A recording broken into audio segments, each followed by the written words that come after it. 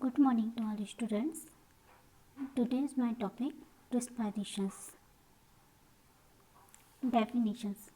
Respirations क्या है कि it is the process of bringing oxygen to body tissue and removing carbon dioxide from it. Means क्या होता है कि जो हमारा क्या बोला जाएगा, एक रिस्पायरेशन एक ऐसी प्रोसेस होती है जिसमें हम बॉडी के अंदर जो हमारी सेल्स होती हैं, सेल एंड टिश्यूज होते हैं, वहाँ पर क्या होता है, जो गैस होती है जैसे कि कार्बन डाइऑक्साइड हो गया और ऑक्सीजन, दोनों का क्या होता है, वहाँ पर एक्सचेंज होता है। और वहाँ जब एक्सचेंज होता है तो उस समय पे एक टाइम पर इनहेलेशन होता है और एक टाइम पर एक्सहेलेशन होता है। मीन्स रिस्पायरेशन, एक बार रिपीट करना चाहूँगी कि रिस्पायरेशन एक ऐसी प्रोसेस होती है जिसमें हमारी बॉडीज़ के अंदर सेल्स एंड टिश्यूज जो होते हैं, सेल एंड टिश्यूज़ के बीच में ऑक्सीजन एवं कार्बन डाइऑक्साइड जो होती है, दोनों के बीच में क्या होता है, एक्सचेंज होता है। ठीक है, तो ब्रिंगिंग होती है, मतलब एक्सचेंज होता है, या तो बोला जाए कि विनिमय होता है ना। तो इस टाइम पर क्या होता है, जो लंग्स में जब गैसों का एक्सचेंज होता है तो उस टाइम पर यह एक मेजर रोल करती है, इसीलिए इसको बोला गया है कि रिस्पायरेशंस मीन्स वही है कि श्वसन, मतलब सांस का लेना। और सांस हम कब लेते हैं, जब हमारे लंग्स के अंदर जो हमारी ऑक्सीजन्स होती हैं एंड कार्बन डाइऑक्साइड होती है, दोनों के बीच में क्या होता है, एक्सचेंज होता है। ठीक है, एक और चीज़ बताना चाहूँगी कि respiration is the act breathing which refers to process. इसमें दो प्रोसेस होती है, जैसे कि अभी मैंने बताया, एक तो होती है हमारी एक्सटर्नल प्रोसेस और दूसरी होती है इंटरनल रिस्पायरेशंस, या तो फिर एक्सटर्नल रिस्पायरेशन बोला जाए। ठीक है, तो इसमें जो है कि सबसे पहले एक्सटर्नल रिस्पायरेशंस क्या होती है, एक्सटर्नल मतलब बाहरी, है ना, और इंटरनल मतलब आंतरिक।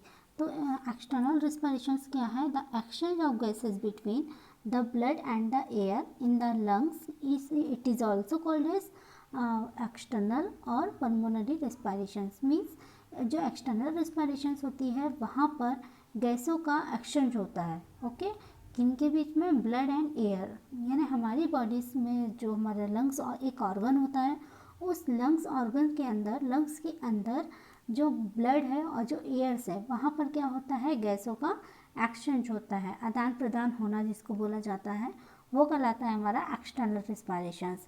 और सेकंड क्या है, इंटरनल रिस्पायरेशन, ये भी हमारा लंग्स के अंदर हो रहा है, मगर देखिए इसमें क्या हो रहा है कि the exchange of gases between the blood and the tissue it is also called as internal respirations. इसमें भी क्या होता है, ये एक ऐसा रिस्पायरेशंस होता है जिसमें हम गैसों का एक्सचेंज करते हैं, और गैसों का एक्सचेंज मतलब O2 एंड CO2, और किस प्लेस में हो रहा है, ब्लड एंड टिश्यूज़ के साथ हो रहा है, तो वो हमारा इंटरनल रिस्पायरेशंस हो गया। तो ये दोनों डिफरेंट है, फर्स्ट है हमारा एक्सटर्नल और सेकंड हमारा इंटरनल। एक्सटर्नल में मैंने बताया इसमें भी गैसों का एक्सचेंज हो रहा है, बट किसके बीच में, ब्लड एंड एयर के बीच में, इन द लंग्स के अंदर जो ब्लड एंड एयर है वहाँ पर गैसों का एक्सचेंज होना, O2 एंड CO2 का, एक्सटर्नल रिस्पायरेशंस। एंड सेकंड है इंटरनल रिस्पायरेशंस के अंदर जो इसमें गैसों का एक्सचेंज होना between the blood and the tissue, दोनों के बीच में जब गैस का एक्सचेंज होता है वो हमारा इंटरनल रिस्पायरेशंस कहलाता है। एक और मैं नोट बताना चाहूँगी, जो रिस्पायरेशंस है यहाँ पर तो गैसों का एक्सचेंज हो रहा है, मगर इसको रेगुलेशंस करने का काम कौन करता है, रिस्पायरेशंस को जो है वो रेगुलेट करने का काम जो है वो ब्रेन करता है ना। ब्रेन के अंदर एक सेंटर्स होता है जिसे हम बोलते हैं मेडुला ऑब्लोंगेटा। ठीक है, ये जो मेडुला ऑब्लोंगेटा होता है ना, वह क्या करता है, जो हमारी कार्डियक की जो एक्टिविटीज़ होती है उसको वो रेगुलेट करके रखता है, एवं जो ऑटोनॉमिक नर्वस सिस्टम जो होते हैं उसमें क्या है, वो अपना जो भी है कि एक्टिविटीज़ करेगा। ठीक है, तो ये चीज़ है कि इसमें नोट्स में सिर्फ आपसे यदि कोई पूछता है कि रिस्पायरेशंस का सेंटर कहाँ है ना, तो रिस्पायरेशन का जो रेगुलेटर सेंटर है वो कहाँ है, तो आप क्या बोल सकते हैं कि रिस्पायरेशन का जो रेगुलर सेंटर होता है, रेगुलेशन सेंटर जो होता है, या कंट्रोलिंग सेंटर जिसको बोला जाए। ठीक है, जो कंट्रोलिंग सेंटर होता है वो कहाँ पर होता है, ब्रेन में होता है, और ब्रेन के किस पार्ट्स में होता है, मेडुला ऑब्लोंगेटा के पार्ट्स में होता है। Okay,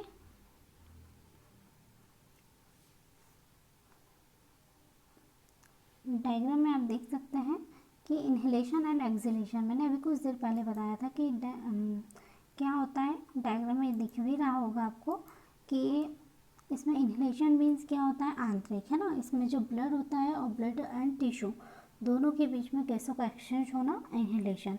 and exhalation, blood and airs के साथ गैसों का एक्सचेंज होना एक्सहेलेशन कहलाता है। Breathing in and breathing out, किस ऑर्गन को हो रहा है, ये लंग्स को हो रहा है, ठीक है, लंग्स के अंदर ही गैसों का एक्सचेंज होता है।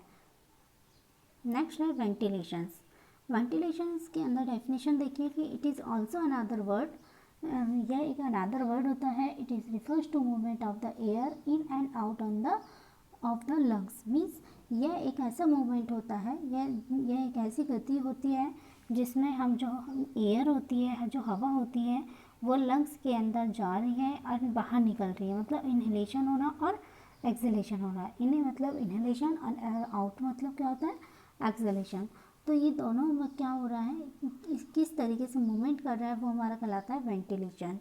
ओके, जो वेंटिलेशंस होते हैं वो 2 टाइप से होते हैं। फर्स्ट होता है हमारा हाइपर वेंटिलेशन और सेकंड होता है हाइपो वेंटिलेशन। हाइपर मतलब मीन्स हाइपर क्या होता है, ज़्यादा, और हाइपो मतलब क्या होता है, कम। यानी हाइपर वेंटिलेशन क्या होता है, it is a deep and rapid respirations. इसमें जो रिस्पायरेशन जब इंडिविजुअल लेता है तो बहुत ज़्यादा गहरी सांस लेता है, और रैपिड मतलब बहुत ज़्यादा स्पीड के साथ सांस लेता है, जिसको हम बोलते हैं hyper ventilation. And hyper ventilation क्या होता है कि इसमें जो जब वो पर्सन रिस्पायरेशन लेता है तो बहुत ज़्यादा बहुत धीरे से रिस्पायरेशन लेता है, स्लो रिस्पायरेशन लेता है, जिसको बोलते हैं हम लोग हाइपर वेंटिलेशन। और वेंटिलेशन मीन्स क्या होता है, movement of air in the lungs and out of the lungs. Second है ब्रीथिंग। जो ब्रीथिंग होती है वो 2 टाइप से होती है। फर्स्ट हमारे होते हैं कोस्टल या तो फिर thoracic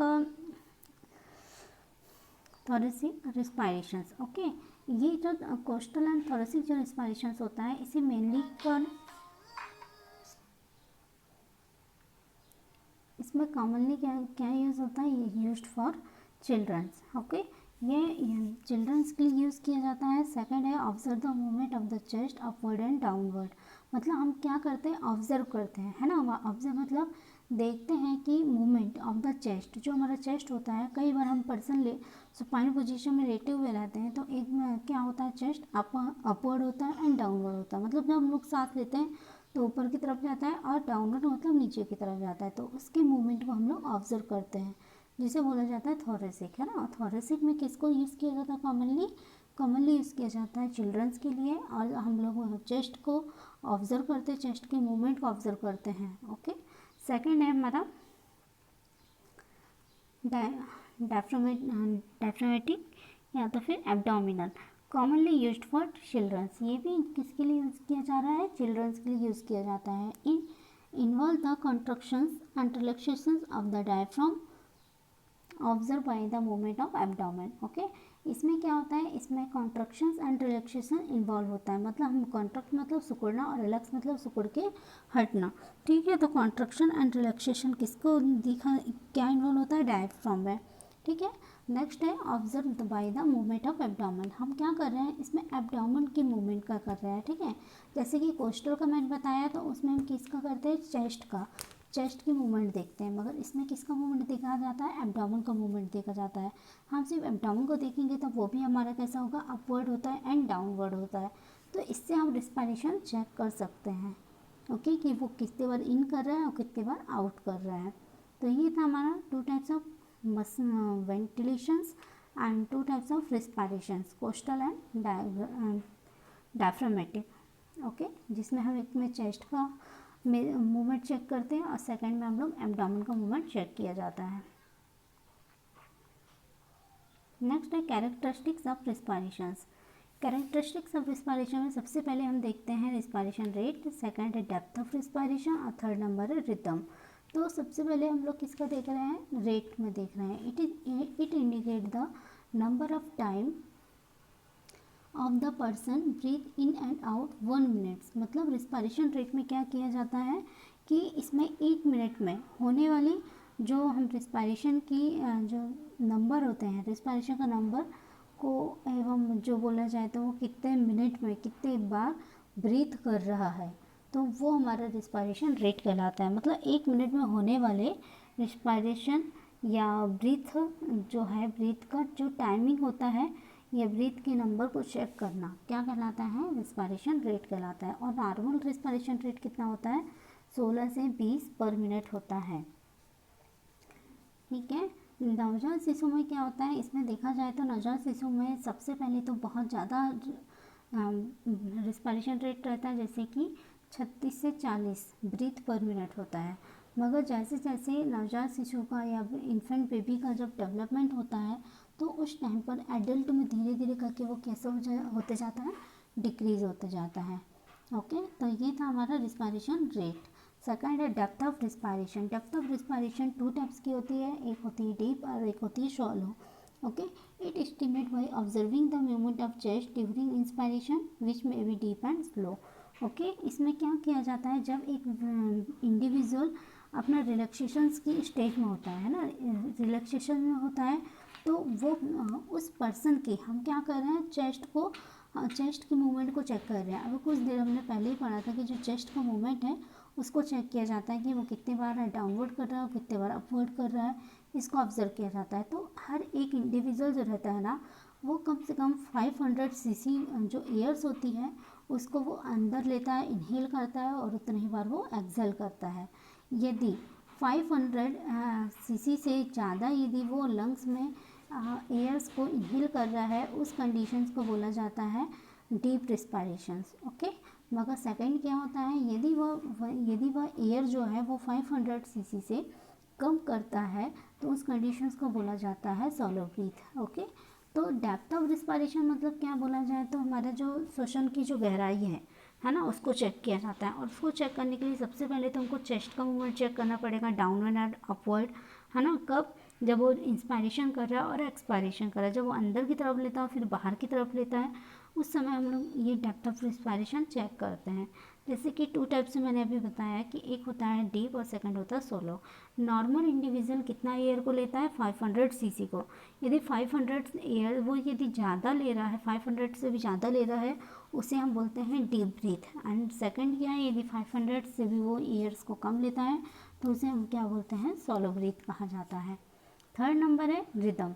it indicate the equal interval between the 2 respirations. Okay, जो इसमें क्या होता है, इसमें जो रिस्पायरेशन होता है ये एक रिदम के टाइप होता है। रिदम मतलब एक लय के समान होता है ना। इसमें कई बार क्या होता है, सीरियस तरीके से हम क्या करते हैं, जब इंसान कभी बहुत ज़्यादा बीमार रहता है या तो फिर उसका क्या बोलेंगे, जब लास्ट स्टेज आने वाली रहती है डेथ की, तो उस समय जो उसका जो रिदम है वो एकदम चेंज हो जाता है। तो रिदम मतलब लय के साथ आना, तो वो लय के साथ आगे कैसा रहता है, यानी रेगुलर न रहकर इरेगुलर होता है। तो देखिए इसमें नेक्स्ट यह है रेगुलर रिस्पायरेशन। रेगुलर रिस्पायरेशन जो रहती है वो ऑटोनॉमिक होती है ना। नॉर्मल रिस्पायरेशन इज ऑटोनॉमिक, यह जो रहती है वो स्वयं से ही, खुद से ही इंस्पायर होती है और एक्सपायरेशंस होती है। ठीक है, इसमें एफर्ट नहीं लगाया एफर्टलेस होती है, मतलब एफर्ट नहीं लगाया जाता है। यह खुद ही रेगुलर होती है एंड नॉर्मल रेंज होती है। नॉर्मल रेंज मैंने अभी बताया 16 से 20 बोलो या तो फिर 14 से 20 पर ब्रीथ पर मिनट होता है। How to take respiration rate. अब हम कैसे रिस्पायरेशन रेट को चेक करते हैं, तो place the patient arm in the relax positions. Okay, हम क्या किया जाता है, हमको पेशेंट को एक रिलैक्सेशन पोजीशन दी जाती है। ठीक है, across the abdomen and place our hand and arm.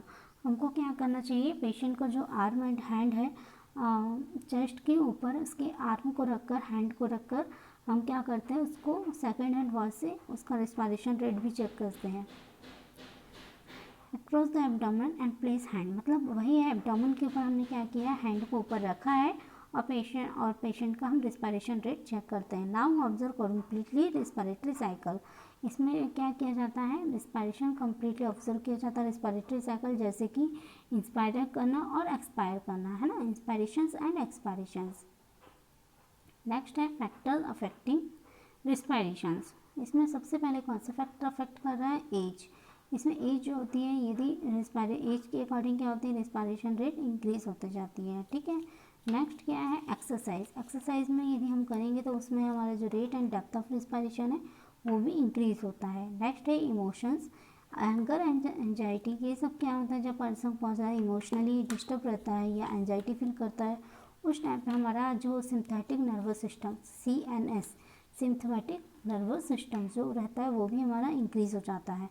Smoking करने से भी हमारा रिस्पायरेशन रेट जो रहती है वो अफेक्ट करती है। नेक्स्ट है मेडिकेशन, जैसे कि हम नार्कोटिक मेडिसिन का यूज़ कर रहे हैं या ऑपियोइड मेडिकेशन का या जनरल एनेस्थीसिया का या सेडेटिव मेडिसिन का यूज़ करते हैं, तो उस टाइम पर जो हमारी रिस्पायरेशन रेट रहती है बहुत ज़्यादा कम हो जाती है, डिक्रीज़ होने लगती है। मेटाबॉलिज्म की जो प्रोसेस होती है वो ड्यू टू हार्मोन्स के कारण होती है। इसमें भी जो हमारी रिस्पायरेशन रेट रहती है वो कभी ज़्यादा भी हो सकती है तो कभी कम भी हो सकती है। नेक्स्ट है पेन। जैसे कि बोला जाए तो जब दर्द होता है तो उस टाइम पे हमारा जो रेट है, रिस्पायरेशन रेट है और रिस्पायरेशन का जो रिदम है, ये दोनों क्या हो जाते हैं, चेंज हो जाते हैं। नेक्स्ट है फीवर के कारण भी इंक्रीज रिस्पायरेशन रेट। नेक्स्ट है असेसमेंट ऑफ रिस्पायरेशंस, है ना। तो सबसे पहले हम क्या करते हैं, असेसमेंट करते हैं। तो collect the data about client usual pattern of respiration rate. हम इसके पूरे डाटा को कलेक्ट किया जाता है रिस्पायरेशन रेट के पैटर्न को चेक करने के लिए। नेक्स्ट है ask patient about the patient and present and past respiration problem. Patient से हमको पूछना है, किसके बारे में पूछना है, प्रेजेंट एंड पास्ट, पहले या अभी उसको किसी प्रकार की कोई रिस्पायरेशन प्रॉब्लम्स तो नहीं है, उसके बारे में हमको क्लाइंट से आस्क करना, पूछना है। नेक्स्ट है एक्सीडेंट, इंजरी, सर्जरी, पेन, ये सब चीज़ों को भी असेस करना है कि ये सब उसको हुआ तो नहीं है। नेक्स्ट है assessment of client activity level, metabolic rate, intake of medications, smoking etcetera. ये सब का उसको असेसमेंट करना है कि इसका मेटाबॉलिक रेट कैसा है, वो किसी प्रकार की कोई नार्कोटिक मेडिकेशंस का यूज़ तो नहीं कर रहा है, स्मोकिंग तो नहीं कर रहा है। ये सब चीज़ों को क्लाइंट्स का हमको असेस करना चाहिए। नेक्स्ट है observe sign of cyanosis, dyspnoea, orthopnoea, shallow breathing etcetera. ठीक है, तो इसमें हम क्या करते हैं, ऑब्जर्व किया जाता है, निरीक्षण किया जाता है, उसको असेसमेंट करते हैं। जैसे कि सबसे पहले पेशेंट का साइनोसिस चेक करते हैं।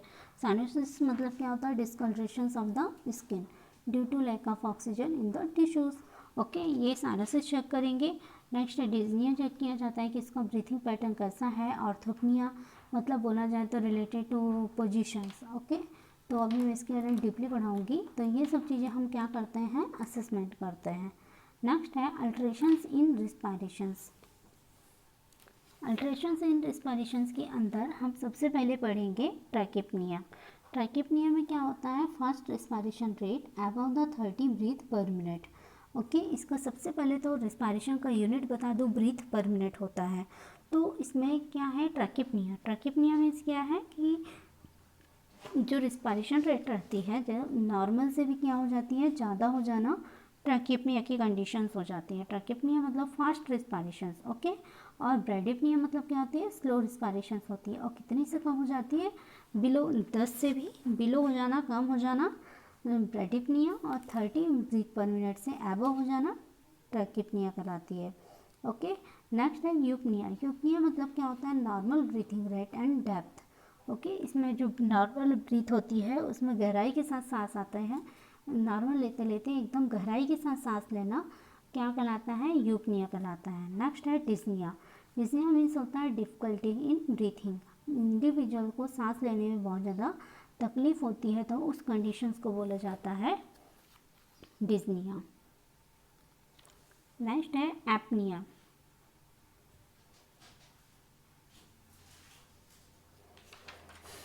एपनिया में क्या किया जाता है, एब्सेंस ऑफ रिस्पायरेशंस। मतलब इसमें इंडिविजुअल में रिस्पायरेशन रेट का ना होना या ब्रीथिंग का ना होना, एब्सेंस होना क्या कहलाता है, apnoea. Total stoppage of breathing जिसको बोला जाता है, या टोटल सेसेशन ऑफ ब्रीथिंग, है ना, ब्रीथिंग का बिल्कुल भी नहीं होना। नेक्स्ट है ऑर्थोपनिया। ऑर्थोपनिया मीन्स होता है difficulty in breathing but relieved by sitting and standing in upright positions. Means जब कोई पर्सन जो रहता है वो कंटिन्यू यदि सिटिंग पोजीशन में है या स्टैंडिंग पोजीशन में है या तो फिर इन द अपराइट पोजीशंस पे होता है, तो उस कंडीशन पे क्या होते हैं, हमको सांस लेने में बहुत ज़्यादा डिफ़िकल्टी होती है। ओके, ऑर्थोपनिया मतलब डिफ़िकल्टी इन ब्रीथिंग, सांस लेने में तकलीफ होना, बट लेकिन किस लिए हो रही है, by the sitting positions and standing positions. यदि कंटिन्यू हम लोग क्या कर रहे हैं, स्टैंडिंग एंड सिटिंग पोजीशंस में प्रोलॉन्ग ड्यूरेशन के लिए इंसान खड़ा है या बैठा है, उस कंडीशन में भी हमको सांस लेने में प्रॉब्लम होती है। नेक्स्ट है लेबर्ड ब्रीथिंग। लेबर्ड ब्रीथिंग में क्या होता है, client taking extra effort while breathing. जो ब्रीथ लेते हैं, देखो अभी मैंने बताया था कि जो रिस्पायरेशन होता है वो ऑटोनोमस होता है, यानी एफर्टलेस होता है, ओके। मगर लेबर्ड ब्रीथिंग में क्या हो रहा है, इसमें एफर्ट लगाया जाता है, एफर्टलेस नहीं होता है, बल्कि इसमें एफर्ट लगा के हम क्या करते हैं, सांस को लेते हैं, जिसको बोला जाता है लेबर्ड ब्रीथिंग। नेक्स्ट है साइन। साइन क्या हो रहा है, very deep inspiration following bye prolong expiration in just like yawing, okay. मतलब साइन क्या होता है, यह एक वेरी डीप मतलब गहरी हम लोग सांस लेते हैं, ठीक है, गहरी सांस लेते हैं, जैसे कि बाई किसके द्वारा, प्रोलॉन्ग एक्सपायरेशन। हम क्या करते हैं, एक्सपायरेशन करते हैं, मतलब ईयर्स को जब बाहर निकालते हैं बहुत लंबी समय, बहुत लंबे टाइम के लिए। जैसे कि एग्जांपल यानी मतलब बोलते हैं, हिंदी में बोला जाता है जम्हाई लेते हैं, ठीक है। जब कोई पर्सन बहुत ज़्यादा जम्हाई लेता है तो आप उस टाइम पे देखिए, तो वो जो कंडीशंस होती है वो एक कंडीशन होती है साइन की, यानी हम लोग डीप इंस्पायरेशन लेते हैं, ओके, अंदर की तरफ लेते हैं, और लंबे समय के लिए हम क्या करते हैं, बाहर निकालते हैं, तो उस कंडीशन को यॉइंग कहा जाता है। नेक्स्ट है स्ट्राइडर। स्ट्राइडर मतलब क्या होता है, जब हम लोग पर्सन सांस रात में सोते हैं तो बहुत ज़्यादा आपको सुना होगा कि घर्राटे को लेके पर्सन सोते हैं, है ना। It is a snoring sound occurring when secretions and present of trachea, okay. Present in trachea मतलब स्ट्राइडर जो होता है एक स्नोरिंग साउंड होता है, स्नोरिंग मतलब घर्राटे वाला जो साउंड होता है बहुत ज़्यादा, जब कोई पर्सन बहुत ज़्यादा सोया हुआ रहता है ना, तो उस टाइम पे क्या होता है, वो स्नोरिंग साउंड हमको सुनाई देता है। कब, जब सिक्रीशन जो रहता है वो ट्रेकिया के अंदर प्रेजेंट रहता है, ओके। जो सिक्रीशन है या कोई भी श्रावण चीज़ें हैं जो वेस्ट प्रोडक्ट होते हैं, ये वो क्या होता है, यदि वो ट्रेकिया के अंदर प्रेजेंट है तो उस कंडीशन में हमको क्या होता है, जब हम लोग सांस लेते हैं या रिस्पायरेशन लेते हैं उस टाइम पे हमको स्नोरिंग साउंड सुनाई देता है। नेक्स्ट है नेजल फेयरिंग। नेजल फेयरिंग जो होता है difficulty in breathing characterise by dilatation of nostril during breathing. मतलब इसमें भी नेजल फ्लेयरिंग में क्या होता है, इसमें भी डिफिकल्टी इन ब्रीथिंग मतलब सांस लेने में प्रॉब्लम होती है, ओके। सांस लेने में डिफ़िकल्टी होती है, क्यों होती है, क्योंकि जो उनके नॉस्ट्रिल्स होते हैं, नॉस्ट्रिल मतलब जो नाक के अंदर जो छिद्र होते हैं वो क्या हो जाते हैं, डायलेट हो जाते हैं, मतलब फैल जाते हैं। कब, सांस लेते टाइम पर यदि नॉस्ट्रिल हमारे फैल जा रहे हैं, डायलेट हो जा रहे हैं, उस टाइम पे क्या होता है, हमको सांस लेने में तकलीफ़ होती है। तो ये कंडीशंस को बोला जाता है नेज़ल फ्लेयरिंग, ओके, समझ में। तो इसमें क्या होता है, जो नॉस्ट्रल रहते हैं जब हम सांस लेते हैं उस टाइम पे नॉस्ट्रल का डायलिटेशन हो जाना नेजल फ्लेयरिंग कहलाता है। नेक्स्ट है साइनोसिस। साइनोसिस मीन्स होता है ब्लूइश कलरेशन या discolouration of the skin due to lack of oxygen in the tissues, okay. Next है एनोरेक्सिया। एनोरेक्सिया मीन्स क्या होता है, no oxygen in the tissue. इसमें टिश्यूज़ के अंदर ऑक्सीजन का बिल्कुल भी प्रेजेंट नहीं होना क्या कहलाता है, एनोरेक्सिया कहलाता है। नेक्स्ट है हाइपोक्सिया। हाइपोक्सिया का मतलब क्या होता है, lack of oxygen in the tissue, tissues के अंदर ऑक्सीजन की कमी होना हाइपोक्सिया कहलाता है। नेक्स्ट है एस्पेक्सिया। एस्पेक्सिया मतलब स्टेट ऑफ सफोकेशन। जब हम सांस लेते हैं उस टाइम पे हमको बहुत ज़्यादा क्या होता है, सफोकेशन होता है, सफोकेशन होना। तो ये क्या कह रहा है, जैसे कि दम घुटना जो बोलते हैं ना, तो वो हमको कब दिखाई देता है, एस्पेक्सिया की कंडीशन में, ओके। यह एक ऐसी स्थिति होती है जिसमें हमको सफोकेशन होता है, घबराहट होती है, तो ये हमारा एस्पेक्सिया कहलाता है। नेक्स्ट है Cheyne Stokes respiration. Cheyne Stokes respiration में it is a cycle of decreasing rate and depth of respirations, okay. जो चाइन स्टॉक रेस्पायरेशन होता है यह एक प्रकार से हमारा साइन है, ठीक है, एक हमारा चिन्ह होता है। यह एक ऐसी साइकिल होती है जिसमें rate, respiration rate and depth of respiration जो रहती है वो डिक्रीज होते जाती है, उसे बोला जाता है Cheyne Stokes respiration means decreasing of rate and depth of respirations, okay. जो रिस्पायरेशन रेट है एंड डेप्थ ऑफ रिस्पायरेशन से दोनों का डिक्रीज होना चाइन स्टॉक रिस्पायरेशंस कहलाता है। नेक्स्ट है क्यूस्मोल्स रिस्पायरेशन। क्यूस्मोल्स रिस्पायरेशन में क्या होता है, it is involve in increase in rate and depth of respiration, okay. Means अभी मैंने थोड़ी देर पहले बताया था कि चाइन स्टॉक रिस्पायरेशन का जस्ट अपोजिट कौन सा होता है, क्यूस्मोल्स रिस्पायरेशन होता है। चाइन स्टॉक में डिक्रीज होता है, मगर इसमें क्यूस्मोल्स में क्या हो रहा है, जो रिस्पायरेशन रेट है और डेप्थ ऑफ रिस्पायरेशन है वो दोनों कैसे हो रहे हैं, इंक्रीज हो रहे हैं। उस कंडीशंस को बोला जाता है क्यूस्मोल्स रिस्पायरेशंस। नेक्स्ट है बायलर रिस्पायरेशन। बायलर रिस्पायरेशन में क्या होता है, abnormally shallow 2 to 3 breath follow by the irregular period of apnoea. Okay, ये जो बायलर रिस्पायरेशन होता है ना, इसमें क्या होता है 2 से 3 बार इंसान एकदम धीमे धीमे सांस लेता है, फिर क्या होता है इरेगुलर सांस लेने लगेगा, ठीक है, कभी ज़्यादा हो जाएगा तो एकदम कभी स्टॉप हो जाएगा। तो ये जो कंडीशंस होती है जिसे बोला जाता है बायलर रिस्पायरेशंस। तो ये थी हमारे क्या थोड़े से बोला जाए तो टर्म रिस्पायरेशंस के टर्म्स, या तो फिर बोला जाए तो अल्टरेशंस इन रिस्पायरेशन।